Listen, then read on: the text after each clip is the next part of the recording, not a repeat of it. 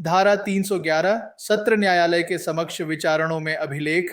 यह धारा सुनिश्चित करती है कि सत्र न्यायालयों में जहां गंभीर प्रकृति के मामलों की सुनवाई होती है, गवाहों की गवाही को अत्यंत सावधानी और सटीकता के साथ दर्ज किया जाए। एक सत्र न्यायालय कोर्ट ऑफ सेशन के समक्ष सभी विचारणों में प्रत्येक गवाह का साक्ष्य जैसे ही उसकी परीक्षा आगे बढ़ती है लिखित रूप में दर्ज किया जाएगा। यह या तो पीठासीन न्यायाधीश प्रिजाइडिंग जज स्वयं करेगा या खुले न्यायालय में उसकी श्रुतलेख से by his dictation in open court या उसके निर्देश और पर्यवेक्षण में उसके द्वारा इस निमित्त नियुक्त न्यायालय के एक अधिकारी द्वारा किया जाएगा। सरल शब्दों में, ओ जब सत्र न्यायालय में किसी मामले का मुकदमा चल रहा हो, ओ तो हर गवाह की गवाही को जैसे जैसे वह गवाही देता है लिखित रूप में दर्ज किया जाएगा। ओ यह लेखन कौन कर सकता है? वाइंड न्यायालय का पीठासीन न्यायाधीश प्रिजाइडिंग जज खुद, यानी वह न्यायाधीश जो मामले की सुनवाई कर रहा है। 2. न्यायाधीश की डिक्टेशन पर खुले न्यायालय में, यानी न्यायाधीश बोलता जाएगा और कोई अन्य व्यक्ति उसकी डिक्टेशन के अनुसार लिखता जाएगा। 3. या न्यायाधीश के निर्देश और देखरेख सुपरविजन में उसके द्वारा इस काम के लिए नियुक्त न्यायालय का कोई अधिकारी, जैसे न्यायालय का क्लर्क या स्टेनोग्राफर, यह काम करेगा। महत्व यह सुनिश्चित करता है कि गंभीर मामलों में गवाही का एक विस्तृत और सटीक लिखित रिकॉर्ड उपलब्ध हो जो अपील या आगे की कानूनी प्रक्रियाओं के लिए महत्वपूर्ण होता है। 2. साक्ष्य का स्वरूप। ऐसा साक्ष्य आमतौर पर एक कथा के रूप में in the form of a narrative दर्ज किया जाएगा, लेकिन पीठासीन न्यायाधीश अपने विवेक से ऐसे साक्ष्य के किसी भी हिस्से को प्रश्न और उत्तर के रूप में in the form of question and answer दर्ज कर सकता है या करवा सकता है। सरल शब्दों में, ओ सामान्य तौर पर गवाह की गवाही को एक कहानी या विवरण के रूप में, यानी एक निरंतर पाठ के रूप में, जैसे गवाह बोलता जाता है, दर्ज किया जाएगा। लेकिन न्यायाधीश यदि वह आवश्यक समझे तो अपने विवेक डिस्क्रिशन का उपयोग करके गवाही के किसी भी हिस्से को सवाल जवाब के रूप में, यानी वकील का सवाल और गवाह का जवाब अलग अलग भी दर्ज कर सकता है या करवा सकता है। महत्व यह गवाही की स्पष्टता और सटीकता के बीच संतुलन बनाता है। प्रश्न उत्तर प्रारूप कभी कभी विशेष रूप से महत्वपूर्ण या जटिल बिंदुओं पर अधिक सटीक रिकॉर्ड प्रदान करता है। या 3 न्यायाधीश के हस्ताक्षर। 3 इस प्रकार दर्ज किया गया साक्ष्य पीठासीन न्यायाधीश द्वारा हस्ताक्षरित होगा और अभिलेख का हिस्सा बनेगा। सरल शब्दों में, एक बार गवाही लिख ली जाने के बाद उस पर पीठासीन न्यायाधीश के हस्ताक्षर होने चाहिए।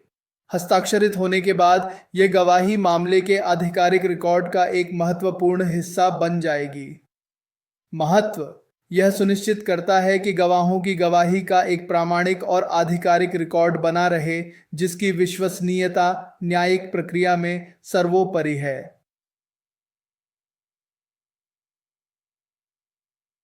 इस धारा का समग्र महत्व। न्याय का आधार।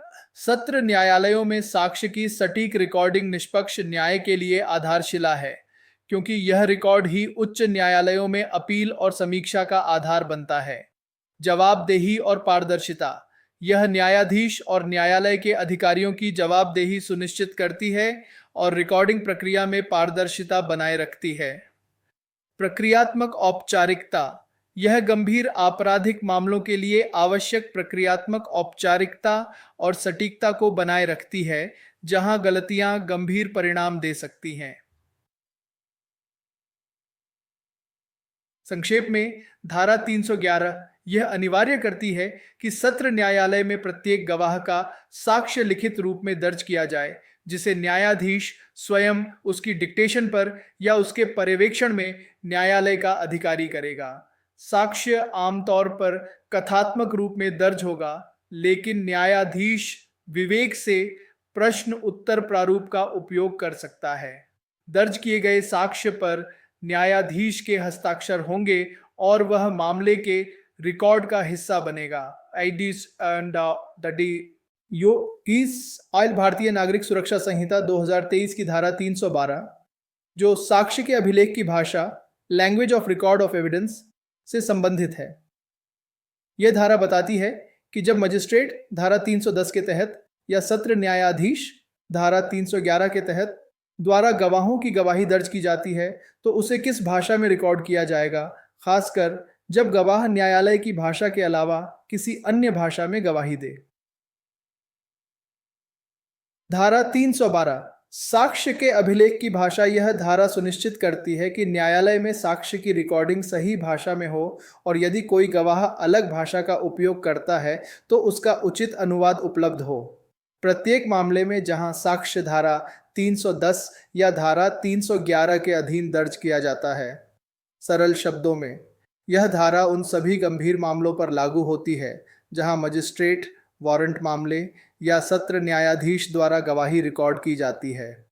ए, यदि गवाह न्यायालय की भाषा लैंग्वेज ऑफ द कोर्ट में साक्ष्य देता है तो इसे उसी भाषा में दर्ज किया जाएगा।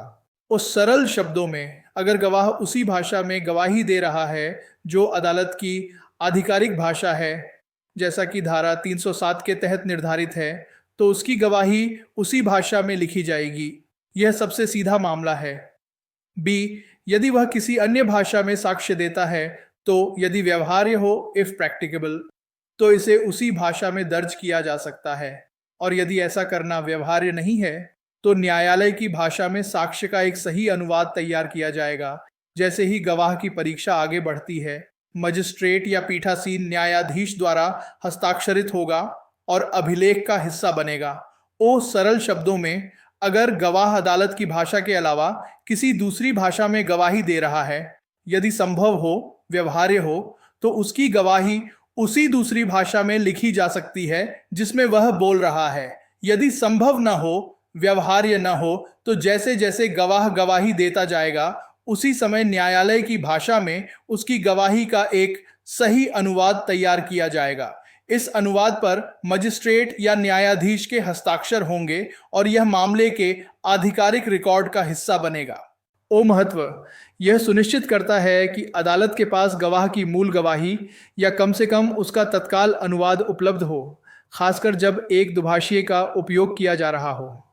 सी, जहां खंड बी के अधीन साक्ष्य न्यायालय की भाषा के अलावा किसी अन्य भाषा में दर्ज किया जाता है तो उसका न्यायालय की भाषा में एक सही अनुवाद जल्द से जल्द तैयार किया जाएगा। मजिस्ट्रेट या पीठासीन न्यायाधीश द्वारा हस्ताक्षरित होगा और अभिलेख का हिस्सा बनेगा। ओ सरल शब्दों में, यदि बी खंड के तहत गवाह की गवाही को उसी दूसरी भाषा में जिसमें वह बोल रहा था दर्ज कर लिया गया है, ओ तो जितनी जल्दी हो सके, एज सून एज प्रैक्टिकेबल, उस दर्ज की गई गवाही का न्यायालय की भाषा में एक सही अनुवाद तैयार किया जाएगा।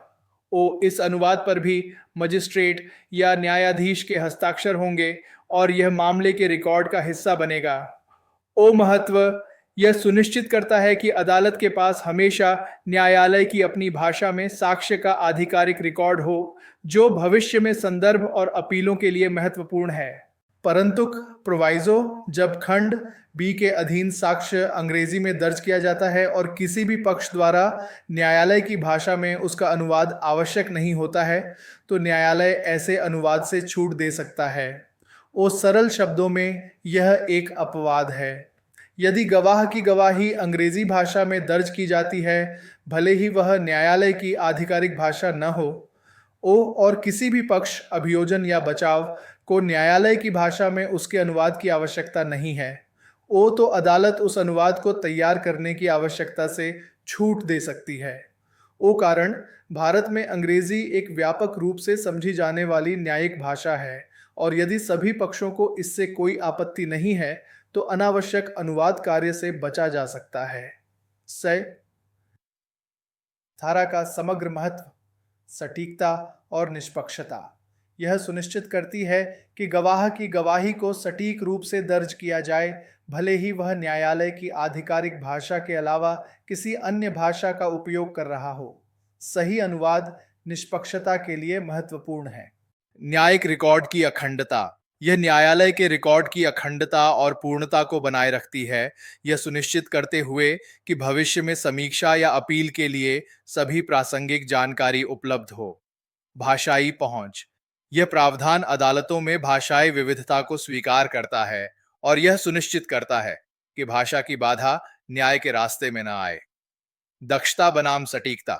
यह व्यावहारिक विचार, जैसे अनुवाद में लगने वाला समय, को साक्ष्य की सटीकता और अभिलेख की पूर्णता के साथ संतुलित करती है। संक्षेप में, धारा 312 यह बताती है कि वारंट मामलों और सत्र न्यायालय के विचारणों में गवाही कैसे दर्ज की जाएगी। यदि गवाह न्यायालय की भाषा में बोलता है तो उसी भाषा में दर्ज किया जाएगा। यदि वह किसी अन्य भाषा में बोलता है तो या तो उसी भाषा में दर्ज किया जाएगा यदि संभव हो, और बाद में अनुवाद किया जाएगा, या साथ साथ अनुवाद तैयार किया जाएगा। अंग्रेजी में दर्ज साक्ष्य का अनुवाद अनावश्यक होने पर छोड़ा जा सकता है। भारतीय नागरिक सुरक्षा संहिता 2023 की धारा 313, जो ऐसे साक्ष्य के संबंध में प्रक्रिया जब वह पूरा हो जाए, procedure in regard to such evidence when completed, से संबंधित है। यह धारा बताती है कि जब मजिस्ट्रेट धारा 310 या सत्र न्यायाधीश धारा 311 द्वारा गवाह की गवाही पूरी हो जाती है तो उसके बाद क्या प्रक्रिया अपनाई जाएगी ताकि उसकी सटीकता सुनिश्चित की जा सके। धारा 313, साक्ष्य पूरा होने के बाद की प्रक्रिया। यह धारा साक्ष्य दर्ज करने के बाद उसकी सटीकता और गवाह द्वारा उसकी पुष्टि सुनिश्चित करने के लिए अपनाई जाने वाली महत्वपूर्ण न्यायिक प्रक्रियाओं का विवरण देती है। एक, जैसे ही धारा 310 या धारा 311 के अधीन प्रत्येक गवाह का साक्ष्य पूरा हो जाता है तो उसे अभियुक्त की उपस्थिति में, यदि वह उपस्थित है, या उसके अधिवक्ता की उपस्थिति में, यदि वह अधिवक्ता के माध्यम से उपस्थित है, गवाह को पढ़कर सुनाया जाएगा और यदि आवश्यक हो तो उसे ठीक किया जाएगा। सरल शब्दों में, वो जब कोई गवाह अपनी गवाही पूरी कर लेता है, चाहे वह मजिस्ट्रेट के सामने वारंट मामले में हो या सत्र न्यायालय में, वो तो उस गवाही का जो रिकॉर्ड बनाया गया है उसे गवाह को पढ़कर सुनाया जाएगा। वो यह पढ़कर सुनाने का काम अभियुक्त आरोपी की उपस्थिति में, यदि वह शारीरिक रूप से मौजूद है, या उसके वकील अधिवक्ता की उपस्थिति में, यदि वकील आरोपी का प्रतिनिधित्व कर रहा है, किया जाएगा। ओ यदि पढ़कर सुनाते समय कोई गलती या त्रुटि पाई जाती है तो उसे ठीक किया जाएगा, करेक्ट किया जाएगा। महत्व, यह प्रक्रिया यह सुनिश्चित करती है कि दर्ज की गई गवाही वही है जो गवाह ने वास्तव में दी थी, जिससे रिकॉर्ड की सटीकता और विश्वसनीयता बनी रहे। दो, यदि गवाह जब साक्ष्य उसे पढ़कर सुनाया जाता है तो साक्ष्य के किसी भी हिस्से की शुद्धता से इनकार करता है तो मजिस्ट्रेट या पीठासीन न्यायाधीश साक्ष्य को ठीक करने के बजाय उस पर गवाह द्वारा की गई आपत्ति का एक झापन मेमोरेंडम बना सकता है और ऐसी टिप्पणियां रिमार्क्स जोड़ सकता है जो वह आवश्यक समझे। सरल शब्दों में, वो यदि गवाह को उसकी गवाही पढ़कर सुनाई जाती है और वह कहता है कि उसमें कोई हिस्सा सही नहीं है या उसने ऐसा नहीं कहा था, यानी वह दर्ज किए गए साक्ष्य की शुद्धता से इनकार करता है, वो तो मजिस्ट्रेट या न्यायाधीश सीधे उस रिकॉर्ड को ठीक नहीं करेगा, वो बल्कि वह एक झापन या नोट मेमोरेंडम बनाएगा जिसमें वह दर्ज करेगा कि गवाह ने किस हिस्से पर आपत्ति की है। ओ और वह अपनी ओर से कोई भी आवश्यक टिप्पणी भी जोड़ सकता है, जैसे उसने अपनी ओर से क्या सुना या समझा था। महत्व, यह प्रावधान सुनिश्चित करता है कि गवाह की आपत्ति को रिकॉर्ड में दर्ज किया जाए, जिससे बाद में यदि आवश्यक हो तो इस विसंगति की जांच की जा सके। यह न्यायाधीश की ईमानदारी को भी बचाता है यदि रिकॉर्डिंग में कोई वास्तविक त्रुटि नहीं थी। 3, यदि साक्ष्य का अभिलेख उस भाषा से भिन्न भाषा में है जिसमें वह दिया गया है और गवाह उस भाषा को नहीं समझता है तो अभिलेख को उसी भाषा में जिसमें वह दिया गया था या उस भाषा में जिसे वह समझता है उसे अनुवादित करके सुनाया जाएगा। सरल शब्दों में, वो मान लीजिए कि गवाह ने हिंदी में गवाही दी लेकिन रिकॉर्ड अंग्रेजी में बनाया गया, जैसा कि धारा 312 के तहत अनुमति हो सकती है, और गवाह अंग्रेजी नहीं समझता है। ओ तो ऐसी स्थिति में उस दर्ज किए गए साक्ष्य को गवाह को अनुवादित करके सुनाया जाएगा। ओ अनुवाद या तो उसी भाषा में होगा जिसमें उसने मूल रूप से गवाही दी थी, जैसे हिंदी में, या किसी ऐसी भाषा में होगा जिसे गवाह समझता है। महत्व: यह भाषाई बाधाओं को दूर करता है, यह सुनिश्चित करते हुए कि गवाह वास्तव में समझता है कि उसकी गवाही क्या दर्ज की गई है और वह उसकी सटीकता की पुष्टि कर सके या आपत्ति उठा सके। यह निष्पक्षता के सिद्धांत का पालन करता है। इस धारा का समग्र महत्व: साक्ष्य की विश्वसनीयता। यह धारा यह सुनिश्चित करके कि दर्ज की गई गवाही सही और सटीक है, न्यायिक प्रक्रिया में साक्ष्य की विश्वसनीयता को बढ़ाती है। गवाह का अधिकार: यह गवाह को यह जानने का अधिकार देती है कि उसकी गवाही कैसे रिकॉर्ड की गई है और यदि कोई त्रुटि हो तो उसे इंगित करने का अधिकार देती है। न्यायिक पारदर्शिता और निष्पक्षता: यह प्रक्रिया में पारदर्शिता और निष्पक्षता बनाए रखती है, क्योंकि सभी पक्षों, अभियुक्त सहित की उपस्थिति में गवाही पढ़कर सुनाई जाती है। रिकॉर्ड की अखंडता: यह सुनिश्चित करती है कि न्यायालय का रिकॉर्ड सटीक और विवादों से मुक्त हो, जो अपील या आगे की कानूनी प्रक्रियाओं के लिए महत्वपूर्ण है। भाषाई बाधाओं को दूर करना। उपधारा 3 भाषाई बाधाओं को दूर करती है, जिससे यह सुनिश्चित होता है कि गवाह अपनी गवाही को पूरी तरह से समझता है।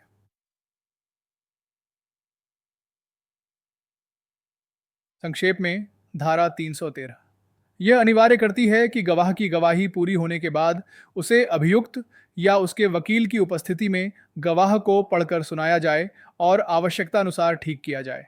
यदि गवाह किसी भाग की शुद्धता से इनकार करता है, तो मजिस्ट्रेट न्यायाधीश आपत्ति को दर्ज करेगा।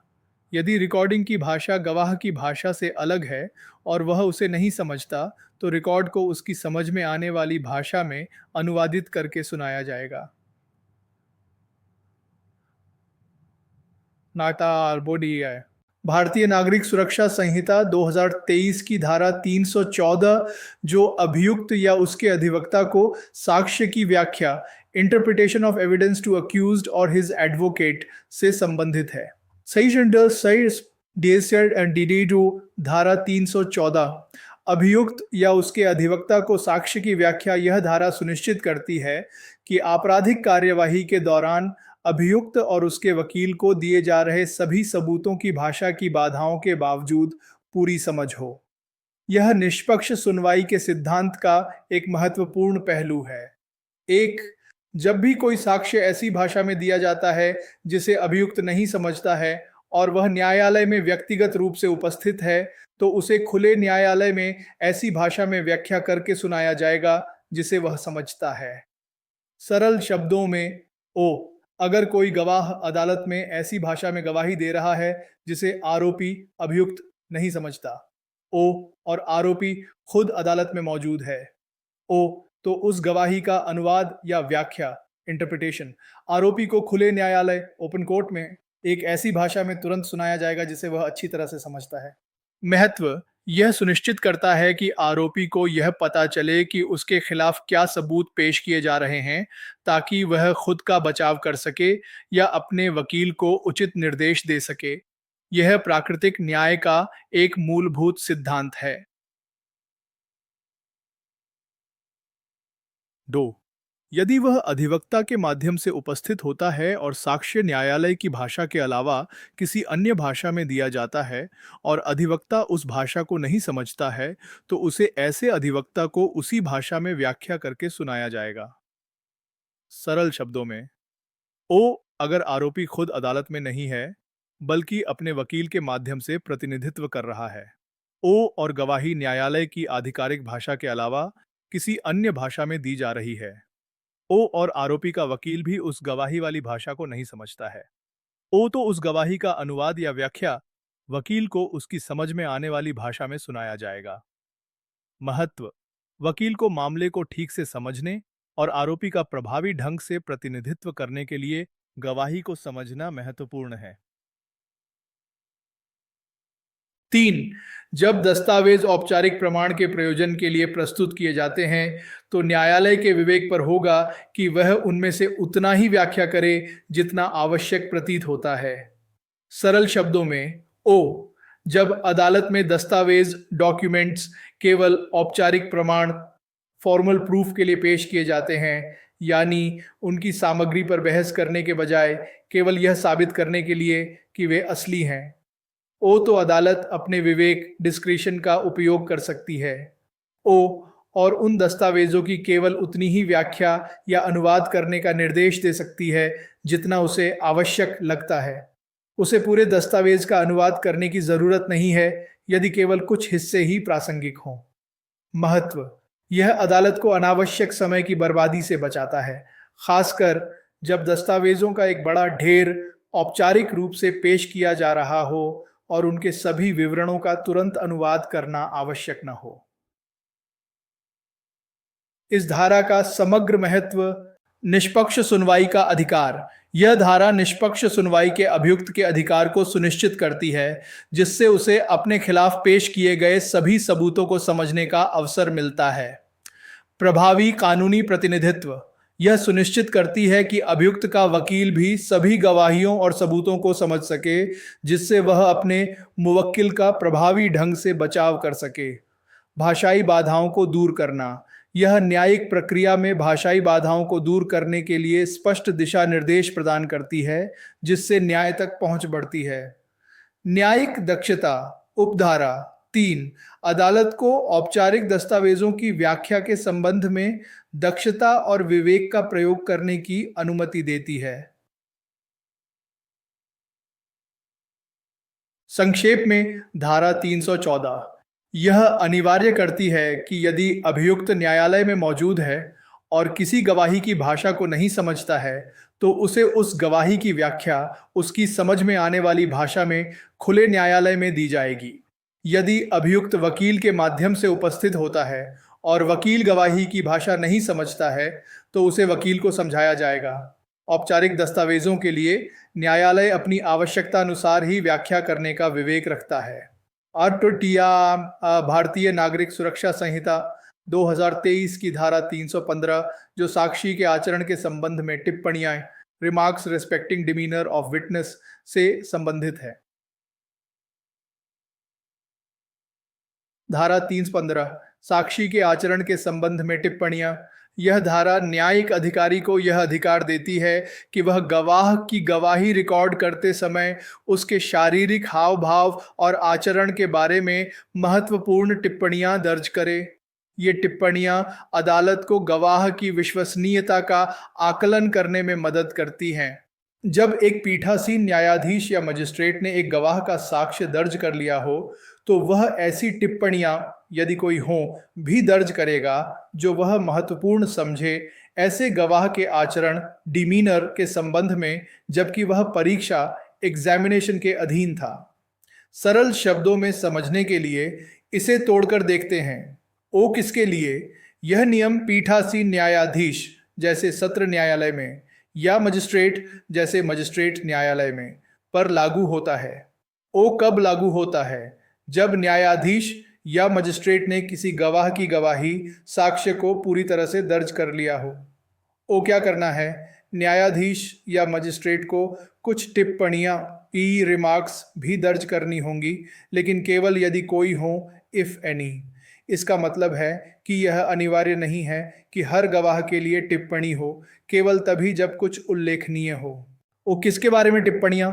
ये टिप्पणियां गवाह के आचरण डिमीनर के संबंध में होंगी। आचरण का अर्थ है गवाह का व्यवहार, हाव भाव, शारीरिक भाषा, आवाज का लहजा, आत्मविश्वास, झिझक, तनाव या कोई अन्य गैर मौखिक संकेत जो उसकी गवाही की विश्वसनीयता को प्रभावित कर सकता है। ओ कब का आचरण? ये टिप्पणियां तब के आचरण के बारे में होंगी जब गवाह परीक्षा के अधीन था, वाइल्स अंडर एग्जामिनेशन, यानी जब वह अदालत में गवाही दे रहा था और उसकी जिरह हो रही थी। ओ किस आधार पर टिप्पणियां? न्यायाधीश या मजिस्ट्रेट को केवल वही टिप्पणियां दर्ज करनी होंगी जो वह महत्वपूर्ण समझे, एज ही थिंक्स मटीरियल। इसका मतलब है कि केवल प्रासंगिक और महत्वपूर्ण अवलोकन ही दर्ज किए जाने चाहिए। इस धारा का महत्व, विश्वसनीयता का आकलन। गवाह का आचरण अक्सर उसकी गवाही की सच्चाई और विश्वसनीयता का एक महत्वपूर्ण संकेतक होता है। एक न्यायाधीश जो गवाह को व्यक्तिगत रूप से देखता है, वह उसके शरीर की भाषा, आत्मविश्वास, संकोच या इवेजन, टालमटोल का निरीक्षण कर सकता है, जो केवल लिखित गवाही से स्पष्ट नहीं होता। ये टिप्पणियां न्यायाधीश को गवाह की विश्वसनीयता का आकलन करने में मदद करती हैं। अपीलीय न्यायालयों के लिए मूल्यवान। जब मामला अपीलीय न्यायालय में जाता है, तो अपीलीय न्यायाधीश को गवाह को व्यक्तिगत रूप से देखने का अवसर नहीं मिलता। ऐसे में रिकॉर्ड पर पीठासीन न्यायाधीश की आचरण संबंधी टिप्पणियां अपीलीय न्यायालय को गवाह की विश्वसनीयता का मूल्यांकन करने में महत्वपूर्ण अंतर्दृष्टि प्रदान करती हैं। न्याय की गुणवत्ता। यह न्यायिक प्रक्रिया की गुणवत्ता को बढ़ाती है, क्योंकि यह केवल मौखिक साक्ष्य के पाठ पर ही नहीं, बल्कि गवाह के गैर मौखिक संकेतों पर भी ध्यान केंद्रित करने की अनुमति देती है। निष्पक्षता। यह सुनिश्चित करता है कि न्यायाधीश अपने अवलोकनों को रिकॉर्ड करें, जिससे उनका निर्णय अधिक पारदर्शी और ओबोस्नोवनी, वेल रीजन्ड हो। संक्षेप में, धारा 315 यह अनिवार्य करती है कि जब एक न्यायाधीश या मजिस्ट्रेट किसी गवाह की गवाही दर्ज करता है, तो उसे उस गवाह के आचरण, व्यवहार और हाव भाव के बारे में भी ऐसी महत्वपूर्ण टिप्पणियां दर्ज करनी चाहिए जो उसने गवाही के दौरान देखी हों। ये टिप्पणियां गवाह की विश्वसनीयता का आकलन करने और अपीलीय न्यायालयों को सहायता प्रदान करने में सहायक होती है।